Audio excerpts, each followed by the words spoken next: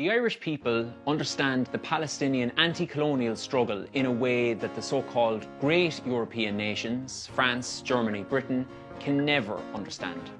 These countries have traditionally been the oppressor and not the oppressed. Ireland, like Palestine, knows what it's like to be brutalised and to have our land confiscated and gifted to settlers who deem themselves to be ethnically superior to us. During Oliver Cromwell's genocidal campaign in Ireland, his slogan for the native Catholic population was that they could go to hell or to Connacht, i.e. to poor land in the west of the country, a likely early prototype for Native American reservations. Like Palestine, we never stopped resisting our oppression, which led us to being labelled terrorists by the oppressor.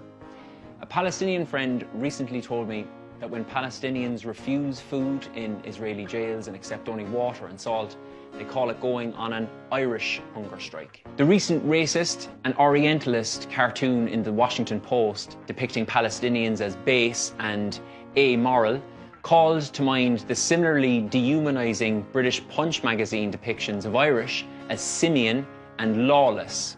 During Ireland's War of Independence, which led to the partial liberation of the country from the British Empire, the IRA fought a particularly reviled class of British soldier known as the Black and Tans, who were infamous for their brutality against the civilian population.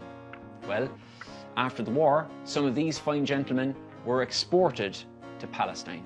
In fact, Britain's partition of Ireland and the creation of the British Unionist supremacist statelet of Northern Ireland became a kind of prototype for the Zionist project, with Britain declaring its intentions to create a little loyal Jewish Ulster in a sea of potentially hostile Arabism. In more recent times, my friends in the north of Ireland have experienced something at the hands of the colonial oppressor that Palestinians know only too well. That is, the denial of justice. Britain's recent shameful legacy bill effectively grants amnesty to British soldiers who carried out war crimes during the Troubles. These are some of the reasons why many of us have your back.